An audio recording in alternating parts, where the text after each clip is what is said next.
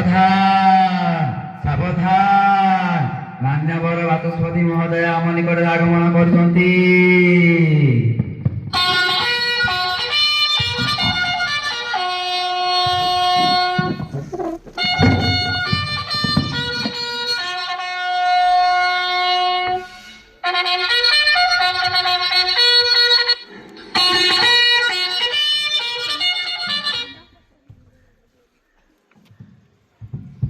स्वागत, शुभेच्छा और अभिनंदन। मान्यवर बाचस्पति महोदया को अनुरोध करुछि जे श्री जगतरनाथ जगन्नाथ को निकटरे प्रदीप प्रज्वलन आरंभ करिवे।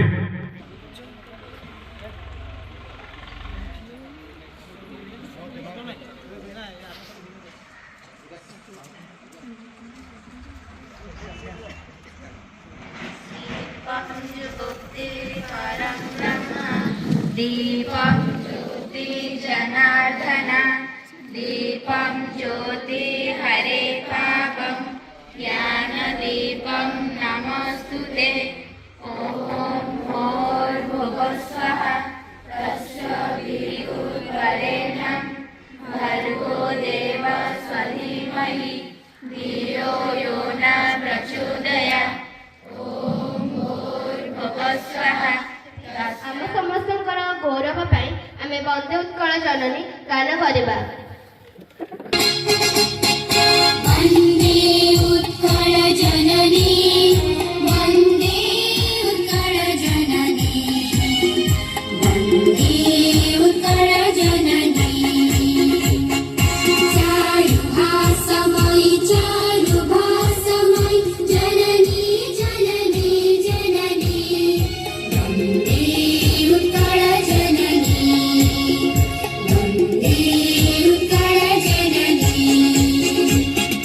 भूतपयोधि विधौत शरीरा, तारकमाल सुशोभित कीरा। भूतपयोधि विधौत शरीरा, तारकमाल सुशोभित कीरा। सुप्रकटिनि गुणशिखर समीरा, जननी जननी जननी, वन्दे उत्कल जननी, वन्दे उत्कल जननी।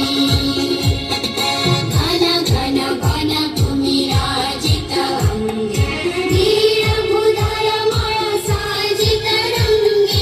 घन घन वन भूमिराजित अङ्गे, नीलभूधरमण साजित रङ्गे। कण कण मुखरित चारु विहङ्गे, जननी जननी जननी, वन्दे उत्कल जननी, वन्दे उत्कल जननी, वन्दे उत्कल जननी, वन्दे उत्कल जननी, वन्दे उत्कल जननी, वन्दे उत्कल जननी, वन्दे उत्कल जननी। ସମସ୍ତଙ୍କୁ ଅନୁରୋଧ କରିବି ସେମାନେ ନିଜର ସ୍ଥାନ ଅଳଙ୍କୃତ କରିବେ। ବର୍ତ୍ତମାନ ଆରମ୍ଭ ହେଲା। ଆଜିର ପ୍ରସଙ୍ଗ ହେଉଛି ବିଦ୍ୟାଳୟର ସୁରକ୍ଷା ଓ ଶୃଙ୍ଖଳା ବିଲ୍। ବାଚସ୍ପତି ମହୋଦୟ, ବିଲ୍ ପାସ୍ କରିବା ପୂର୍ବରୁ ସରକାରଙ୍କୁ ଜବାବ ଦେବାକୁ ପଡ଼ିବ। ଗତ 3 ମାସ ହେଲା ବିଦ୍ୟାଳୟର ସୁରକ୍ଷା ବ୍ୟବସ୍ଥା ଭୁଷୁଡ଼ି ପଡ଼ିଛି, ପାଚେରୀ ଭାଙ୍ଗିଛି, ବାହାର ଲୋକେ ଅନୁଷ୍ଠାନ ଭିତରକୁ ପଶୁଛନ୍ତି। ଆପଣଙ୍କ ଶୃଙ୍ଖଳା କେବଳ କାଗଜ କଲମରେ ସୀମିତ କି? ମାଧ୍ୟମରେ ଗୃହକୁ ଜଣାଇ ଦେବାକୁ ଚାହୁଁଛି ଯେ ମୋର ବିରୋଧୀ ବନ୍ଧୁ ଏ କଥା ଦେଖିନାହାନ୍ତି। ଆମେ ପ୍ରତ୍ୟେକଟି କୋଣ ଅନୁକୋଣ ମାନଙ୍କରେ ସିସିଟିଭି ଲଗାଇବା ପାଇଁ ବଜେଟ୍ ପାସ୍ କରିଛୁ ଏବଂ ସୁରକ୍ଷା କର୍ମୀଙ୍କ ସଂଖ୍ୟା ମଧ୍ୟ 2 ଗୁଣିତ କରାଯାଇଅଛି। ସମସ୍ୟା ପୂରଣ ଅଟେ, କିନ୍ତୁ ଆମମାନଙ୍କର କର୍ତ୍ତବ୍ୟ ଏହାକୁ ସମାଧାନ କରିବା। ତେଣୁ ଆମ କର୍ତ୍ତବ୍ୟ ଅନୁଯାୟୀ ଏହାକୁ ସମାଧାନ କରୁଅଛୁ। ବାଚସ୍ପତି ମହୋଦୟ, ସୁରକ୍ଷା କେବଳ କ୍ୟାମେରାରେ ନଥାଏ, ସୁରକ୍ଷା ପିଲାମାନଙ୍କର ମନରେ ଥାଏ। ଆଜିକାଲି ପିଲାମାନେ ଅନୁଶାସନ ମାନୁନାହାନ୍ତି। ସରକାର କ'ଣ କରୁଛନ୍ତି? ମୁଁ ଆପଣଙ୍କ ମାଧ୍ୟମରେ ଜଣାଇ ଦେବାକୁ ଚାହୁଁଛି, ଅନୁଶାସନ କେବଳ ଦଣ୍ଡରେ ଆସେ ନାହିଁ। ଆମେ ସେ ହେତୁ ବିଦ୍ୟାଳୟରେ ଯୋଗ ଓ ନୈତିକ ଶିକ୍ଷାକୁ ବାଧ୍ୟତାମୂଳକ କରୁଛୁ। ଆମେ ଏକ ଏମିତି ପିଢ଼ି ଗଢ଼ିବାକୁ ଚାହୁଁଛୁ ଯିଏ କ୍ୟାମେରା ଭୟରେ ନୁହେଁ ନିଜର ବିବେକ ଭୟରେ ଶୃଙ୍ଖଳିତ ରହିବ। ମନ୍ତ୍ରୀଙ୍କୁ ଅନୁରୋଧ କରିବି ସେ ନିଜର ମତାମତ ଗୃହରେ ରଖିବେ। ବାଚସ୍ପତି ମହୋଦୟା, ମୁଁ ଆପଣଙ୍କ ମାଧ୍ୟମରେ ସମସ୍ତଙ୍କୁ ଜଣାଇ ଦେବାକୁ ଚାହେଁ ଯେ ଗଣତନ୍ତ୍ରରେ ବାଦ ବିବାଦ ରହିବା ସ୍ୱାଭାବିକ, କିନ୍ତୁ ମନେ ରଖିବାକୁ ହେବ ଯେ ଆମେ ଏଠାରେ କେବଳ ଜିତିବା ପାଇଁ ଆସିନାହୁଁ, ଏହି ଅନୁଷ୍ଠାନର ଭବିଷ୍ୟତ ଗଢ଼ିବାକୁ ଆସିଛୁ। ଏବଂ ମୋ ବିରୋଧୀ ବନ୍ଧୁମାନେ ଯେଉଁ ପ୍ରଶ୍ନ ଉଠାଇଲେ ତାହା ଆମକୁ ଅଧିକ ସତର୍କ କରୁଛି। ମୁଁ ପ୍ରତିଶ୍ରୁତି ଦେଉଛି ଯେ ବିଲ୍ ପାସ୍ ହେବାର 30 ଦିନ ମଧ୍ୟରେ ଆମେ ଏକ ସୁରକ୍ଷିତ ଏବଂ ଆଦର୍ଶ ଶିକ୍ଷାନୁଷ୍ଠାନର ପ୍ରତିଛବି ଦେଖିବାକୁ ପାଇବା। ବର୍ତ୍ତମାନ ବିଦ୍ୟାଳୟର ସୁରକ୍ଷା ବିଲ୍ ଉପରେ ମତଦାନ ଦିଆଯିବ। ଯେଉଁମାନେ ଏହାର ସପକ୍ଷରେ ଅଛନ୍ତି ସେମାନେ ହଁ କୁହନ୍ତୁ, ପକ୍ଷରେ ଅଛନ୍ତି ସେମାନେ ନାହିଁ କୁହନ୍ତୁ।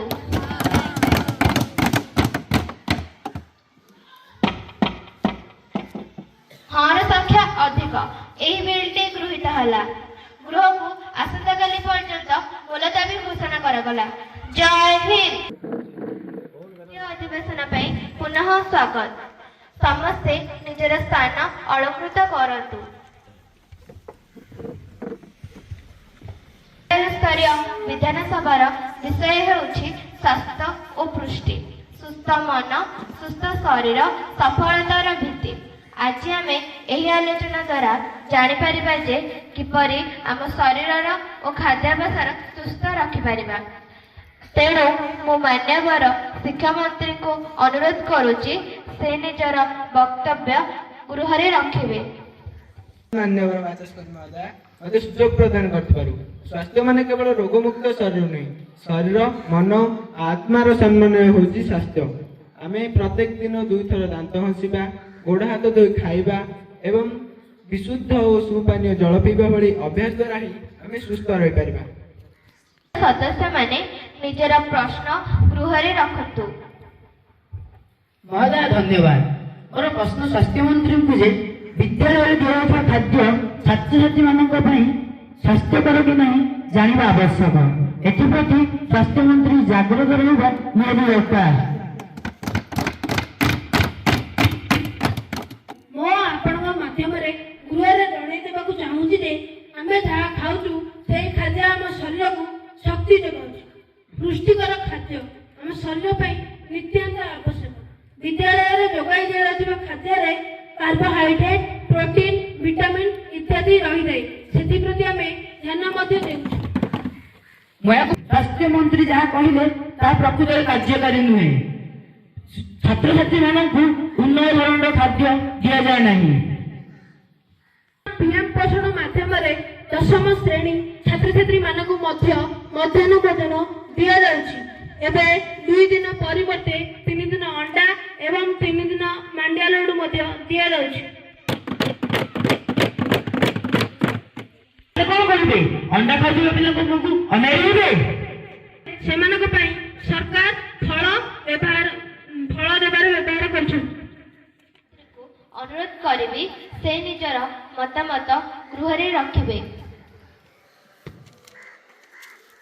ବାଚସ୍ପତି ମହୋଦୟା, ମୁଁ ଆପଣଙ୍କ ମାଧ୍ୟମରେ ଗୃହକୁ ଜଣାଇ ଦେବାକୁ ଚାହୁଁଛି ଯେ ସୁସ୍ଥ ଶରୀର ନିମନ୍ତେ ବିଦ୍ୟାଳୟର ପରିବେଶର ମଧ୍ୟ ସଫା ରହିବା ଆବଶ୍ୟକ। ତେଣୁ ଆମେ ବିଦ୍ୟାଳୟର ପାର୍ଶ୍ୱ ପରିବେଶକୁ ସଫା ଏବଂ ସ୍ୱଚ୍ଛ ରଖିବା ନିମନ୍ତେ ବ୍ୟବସ୍ଥା କରିଛୁ।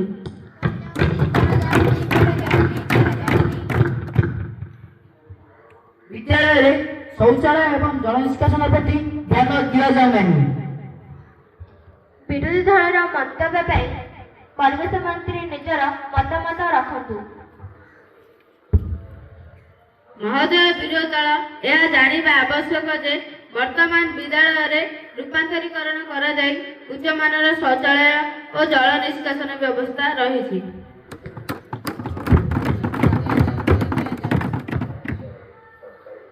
ହଁ, ଆଜି ଆମ ଦେଶରେ ଅନେକ ଶିଶୁ ଅପପୁଷ୍ଟିରେ ପୀଡ଼ିତ।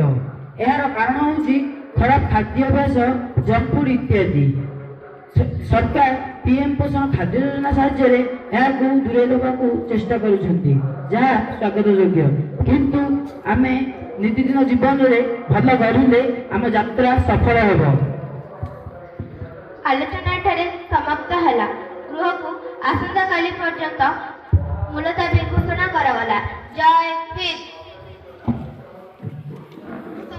ତୃତୀୟ ଅଧିବେଶନକୁ ସୁସ୍ୱାଗତ। ସମସ୍ତେ ନିଜର ସ୍ଥାନ ଅଳଙ୍କୃତ କରନ୍ତୁ। ବର୍ତ୍ତମାନ ଗୃହର କାର୍ଯ୍ୟସୂଚୀ ଆରମ୍ଭ ହେଲା। ବର୍ତ୍ତମାନ ପ୍ରଶ୍ନକାଳ ଆରମ୍ଭ କରାଯାଉ। ମୁଁ ମାନ୍ୟବର ରିତେଶ ପଣ୍ଡାଙ୍କୁ ଅନୁରୋଧ କରିବି ସେ ନିଜର ପ୍ରଶ୍ନ ଗୃହରେ ରଖିବେ। ଧନ୍ୟବାଦ ମାନବର ବାଚସ୍ପତି ମହୋଦୟା। ମୁଁ ଏହି ଗୃହର ଦୃଷ୍ଟି ଆକର୍ଷଣ କରୁଛି ଯେ ରାଜ୍ୟର ଚାଷୀମାନେ ଅତ୍ୟନ୍ତ କ୍ଷତିରେ ଅଛନ୍ତି।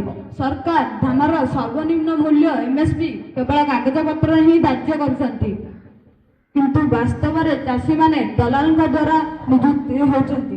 ଆପଣଙ୍କର MSP କେବଳ ଏକ ମୂର୍ତ୍ତି ସଞ୍ଜୀବନୀ ସଦୃଶ। କୃଷି ମନ୍ତ୍ରୀ, ତମେ ଏହାର ଉତ୍ତର ରଖନ୍ତୁ। ନିଜର ଉତ୍ତର ଗୃହରେ ରଖନ୍ତୁ।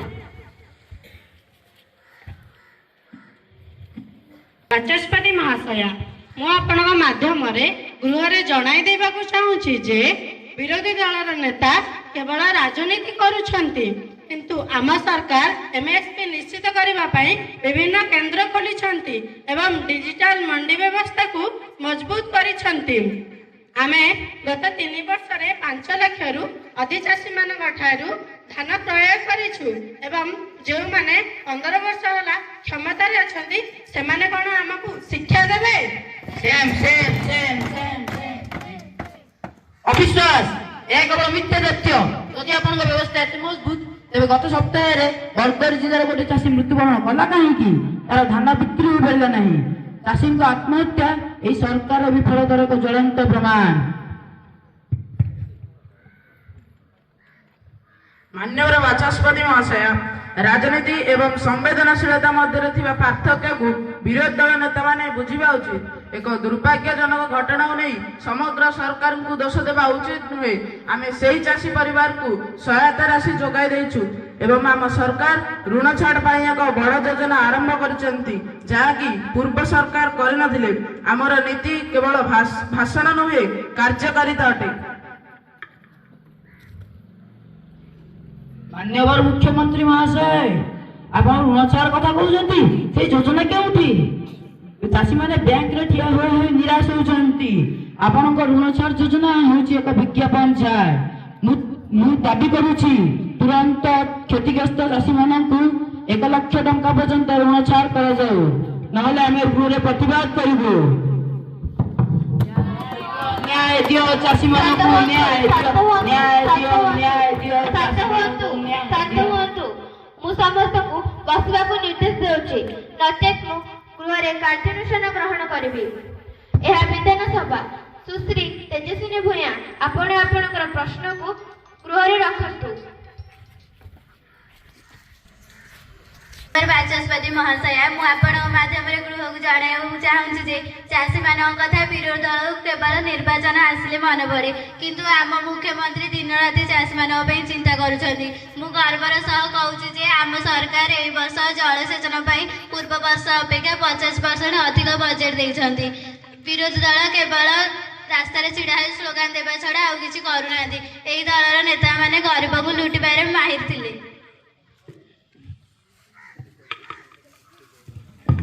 ମୁଁ ଏହି ଅପମାନକୁ ପ୍ରତିବାଦ କରିବାକୁ ଦାବି କରୁଛି। ଶାସକ ଦଳମାନେ ଗଣତନ୍ତ୍ରକୁ ହତ୍ୟା କରୁଛନ୍ତି। ସୁଶ୍ରୀ ତେଜସ୍ୱିନୀ ଭୂୟାଁ, ଆପଣ ଆପଣଙ୍କର ଶବ୍ଦକୁ ପ୍ରତ୍ୟାହାର କରନ୍ତୁ। ଦୁଇ ଦଳର ନେତାମାନେ ଶାନ୍ତ ରୁହନ୍ତୁ। ମାନ୍ୟବର ବାଚସ୍ପତି ମହାଶୟ, ବିରୋଧୀ ଦଳର ଉତ୍ତେଜନାକୁ ମୁଁ ସମ୍ମାନ ଦେଉଛି, କାରଣ ଏହା ଗଣତନ୍ତ୍ରର ସୌନ୍ଦର୍ଯ୍ୟ। କିନ୍ତୁ ସତ୍ୟ ହେଉଛି ଯେ ଆମେ ଲୋକଙ୍କ କଥା ଶୁଣୁଛୁ। ମୁଁ ଆଜି ଏହି ଗୃହରେ ଘୋଷଣା କରୁଛି ଯେ ରାଜ୍ୟର କ୍ଷୁଦ୍ର ଏବଂ ନାମମାତ୍ର ଚାଷୀଙ୍କ ପାଇଁ ବିଶେଷ ବଡ଼ ସହାୟତା ପ୍ୟାକେଜ ଲାଗୁ କରାଯିବ। ସମସ୍ତ ପରିବାରକୁ ସିଧାସଳଖ 10,000 ଟଙ୍କା ସହାୟତା ମିଳିବ ଏବଂ ଏଥିପାଇଁ ଆସନ୍ତା ମାସରେ ଅଧିବେଶନ ମଧ୍ୟ ଡକାଯିବ।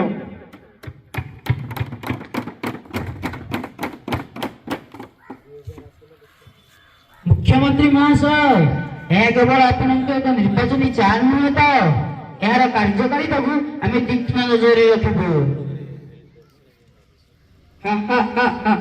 ଆମେ ପ୍ରତିଦିନ କାମ କରୁଛୁ ଆଉ ଆପଣ ଆମର ପ୍ରତିଦିନ ସମାଲୋଚନା କରନ୍ତୁ, କାରଣ ବିରୋଧୀ ଦଳର ତୀକ୍ଷ୍ଣ ନଜର ହିଁ ଶାସକ ଦଳକୁ ସଠିକ ବାଟରେ ଚଳାଇବାରେ ସାହାଯ୍ୟ କରେ। ଏହା ହିଁ ଗଣତନ୍ତ୍ର। ଆଲୋଚନା ଏଠାରେ ସମାପ୍ତ ହେଲା। ଗୃହକୁ ଆସନ୍ତାକାଲି ପର୍ଯ୍ୟନ୍ତ ମୁଲତବୀ ଘୋଷଣା କରାଗଲା। ଜୟ ହିନ୍ଦ। ଚତୁର୍ଥ ଅଧିବେଶନ ଆରମ୍ଭ ହେଲା। ସମସ୍ତଙ୍କୁ ଅନୁରୋଧ କରିବି ସେମାନେ ନିଜର ସ୍ଥାନ ଅଳଙ୍କୃତ କରିବେ। ଆଜିର ଅଧିବେଶନ ଆରମ୍ଭ କରାଗଲା। ବର୍ତ୍ତମାନ ପ୍ରଶ୍ନକାଳ ଆରମ୍ଭ କରାଯାଉ। ମୁଁ ବିରୋଧୀ ଦଳର ସଦସ୍ୟା ସୁଶ୍ରୀ ଶୁଭସ୍ମିତା ମଲ୍ଲିକଙ୍କୁ ଅନୁରୋଧ କରିବି ସେ ନିଜର ପ୍ରଶ୍ନ ଗୃହରେ ରଖିବେ। ଧନ୍ୟବାଦ ମାନ୍ୟବର ବାଚସ୍ପତି ମହୋଦୟା। ମୁଁ ଶିକ୍ଷାମନ୍ତ୍ରୀଙ୍କୁ ପଚାରିବାକୁ ଚାହୁଁଛି ଯେ ଗତକାଲି ଘୋଷିତ ହୋଇଥିବା ଶ୍ରେଷ୍ଠ ବିଦ୍ୟାଳୟ ପୁରସ୍କାରର ମନୋନୟନ ପ୍ରକ୍ରିୟାର ମାନଦଣ୍ଡ କ'ଣ ଥିଲା? ଏପରି ଅଭିଯୋଗ ଆସୁଛି ଯେ ଯେଉଁ ବିଦ୍ୟାଳୟ ଶାସକ ଦଳର ନିର୍ବାଚନ ମଣ୍ଡଳୀ ଅଛି ତାଙ୍କୁ ଏହି ପୁରସ୍କାର ଅଯୋଧ୍ୟାରେ ଦିଆଯାଇଛି। ମାନ୍ୟବର ଶିକ୍ଷାମନ୍ତ୍ରୀ ଆପଣଙ୍କର ଉତ୍ତର ଗୃହରେ ରଖନ୍ତୁ। ମାନ୍ୟବର ବାଚସ୍ପତି ମହୋଦୟ, ଯୁକ୍ତି ସମ୍ପୂର୍ଣ୍ଣ ଭିତ୍ତିହୀନ ଏବଂ ରାଜନୀତି ପ୍ରଣୀତ ଅଟେ। ପୁରସ୍କାର ଚୟନ ପ୍ରକ୍ରିୟା ପାଇଁ ଏକ ନିରପେକ୍ଷ କମିଟି କରାଯାଇଥିଲା। ଉକ୍ତ କମିଟିଟି ଫଳାଫଳ, ଉପସ୍ଥାପନା, ସ୍ୱଚ୍ଛତା, ଶିକ୍ଷକ ଓ ଛାତ୍ର ଅନୁପାତ ଆଧାରରେ ମନନ କରିଛନ୍ତି। ବିରୋଧୀ ଦଳର ନେତାମାନେ ଶିକ୍ଷାର ବିକାଶକୁ ଦେଖିପାରିନାହାନ୍ତି। ମାନ୍ୟବର ମନ୍ତ୍ରୀ ମିଛ କହୁଛନ୍ତି। ଯେଉଁ ସ୍କୁଲକୁ ଆପଣ ପୁରସ୍କାର ଦେଇଛନ୍ତି ଗତ ସପ୍ତାହରେ ସେହି ସ୍କୁଲ ପରିସରରେ ଶିକ୍ଷକ ପଦବୀ ଖାଲି ପଡ଼ିଥିଲା। ଆଉ ପୁରସ୍କାର ପାଇଥିବା ସ୍କୁଲର ମୁଖ୍ୟ ଶିକ୍ଷକ ହେଉଛନ୍ତି ମନ୍ତ୍ରୀଙ୍କ ସମ୍ପର୍କୀୟ। ଏହା ଗୋଟେ ସ୍ୱଚ୍ଛ ପୁରସ୍କାର ନୁହଁ, ଏହା ଭାଇଭାଗାରୀ ପୁରସ୍କାର। ଶିକ୍ଷାକୁ ରାଜନୀତିକରଣ କରାଯାଉଛି। ମୁଁ ଏହି ଅଭିଯୋଗକୁ ଦୃଢ ଭାବରେ ପ୍ରତ୍ୟାହାର କରିବାକୁ ଦାବି କରୁଛି। ରାଜନୀତି କରନ୍ତୁ କିନ୍ତୁ ଶିକ୍ଷା କ୍ଷେତ୍ରକୁ ମଇଳା କରନ୍ତୁ ନାହିଁ। ଶାନ୍ତ ହୁଅନ୍ତୁ, ଶାନ୍ତ ହୁଅନ୍ତୁ। ଗୃହର ମର୍ଯ୍ୟାଦାକୁ ରକ୍ଷା କରନ୍ତୁ।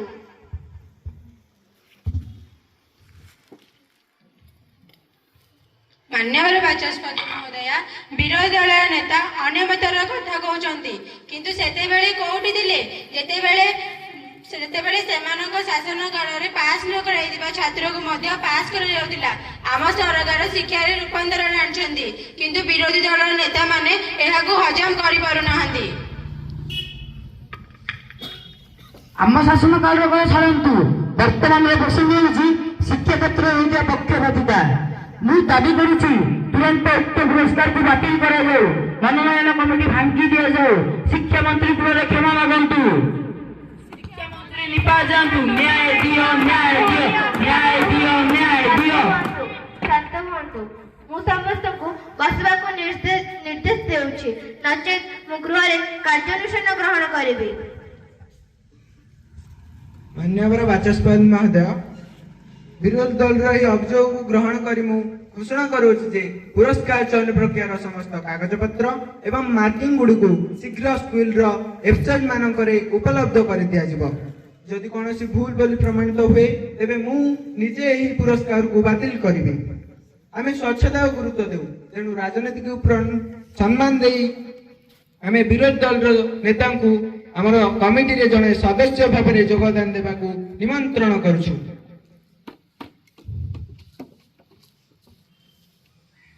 ମୁଁ ଏହି ପ୍ରସ୍ତାବକୁ ଗ୍ରହଣ କରୁଛି, କିନ୍ତୁ ଶିକ୍ଷା କ୍ଷେତ୍ରରେ ପୁଣି ରାଜନୀତି କଲେ ଆମେ ଗୃହକୁ ଚଳାଇ ଦେବୁ ନାହିଁ। ଆପଣ ସମାଲୋଚନା କରନ୍ତୁ, ଆମେ କାର୍ଯ୍ୟ କରୁଛୁ ଏବଂ କାର୍ଯ୍ୟ କରୁଛୁ ମଧ୍ୟ। ସମାପ୍ତ ହେଲା। ଦୁଇ ଦଳର ନେତାମାନଙ୍କର ସହଯୋଗ ପାଇଁ ଧନ୍ୟବାଦ। ଗୃହକୁ ଆସନ୍ତା ଅଧିବେଶନ ପର୍ଯ୍ୟନ୍ତ ମୁଲତବୀ ଘୋଷଣା କରାଗଲା। ବର୍ତ୍ତମାନ ମୁଁ ଅନୁରୋଧ କରିବି ଗୃହରେ ଜାତୀୟ ସଙ୍ଗୀତ ଗାନ କରାଯିବ। जनगण मन अधिनायक जय हे भारत भाग्य विधाता। पंजाब सिंध गुजरात मराठा द्राविड़ उत्कल गङ्गा विन्ध्य हिमाचल यमुना गङ्गा उच्चल जलधि तरङ्गा तव शुभ नामे जागे तव शुभ आशीष मागे गाहे तव जय गाथा जन गण मंगलदायक जय हे भारत भाग्य विधाता जय हे जय हे जय हे जय जय जय जय हे जय हिंद।